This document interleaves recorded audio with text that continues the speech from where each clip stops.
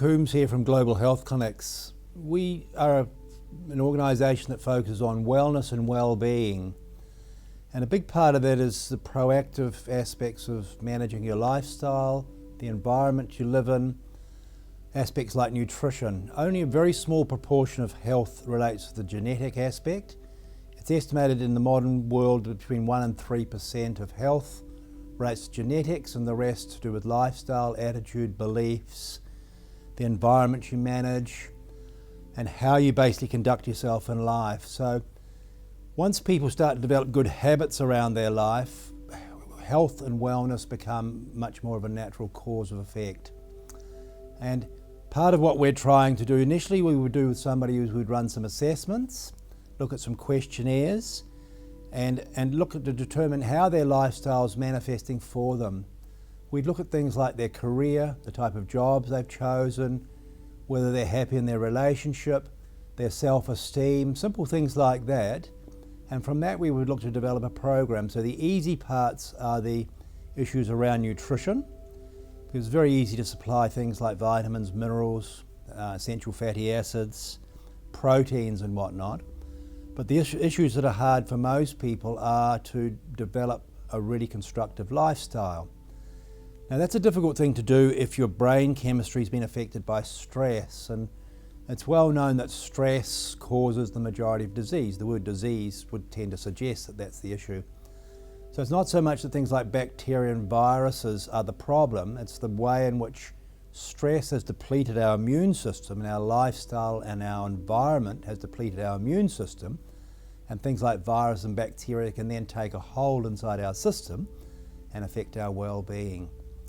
So what we like to do is at the very start we will take a case study of someone, do some assessments, test their vitamins, minerals, essential fatty acids, proteins or amino acids, look at how things like EMFs are affecting them, look at the various toxins, whether they have radiation poisoning, chemical poisoning, metal poisoning, which will be disrupting their hormones, and put a constructive program together. And as I said, the easy bit around that is to get their biochemistry back into a sort of a tolerable level.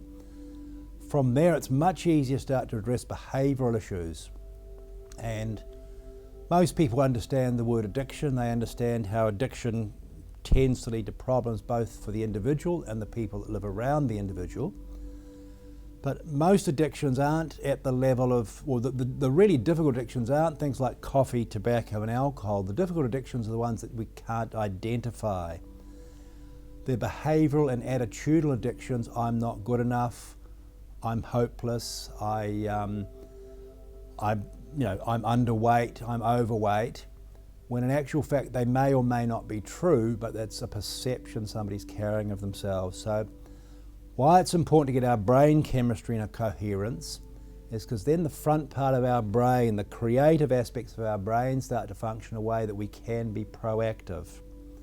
If our brain chemistry is depleted, what tends to happen is we tend to go into a fight or flight mechanism, and the very tiny pea brain at the back of the head, just at the top of the spine, what we call the reptile system, starts to dominate.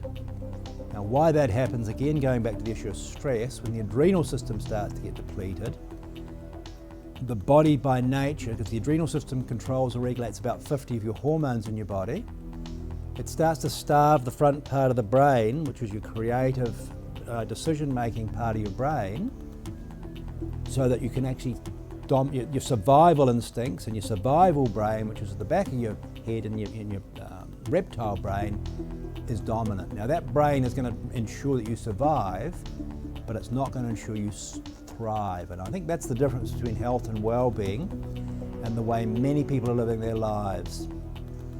So we all understand it's a stressful environment people are living, but the key to what we're proposing and the global health way of doing this is that we help you get a constructive biochemistry, constructive brain chemistry, manage your lifestyle to a level where you can start to make constructive decisions and put destructive programs in place to thrive. And health and well-being and wellness basically are around about thriving as opposed to merely surviving. Thank you. If you're looking for help from Global Health Clinics, we can see you by Skype, phone consultation, or preferably in person. Our hair follicle analysis can be posted or couriered to us, but again, preferably in person. Thank you, John Coombs, Wellness Manager, Global Health Clinic.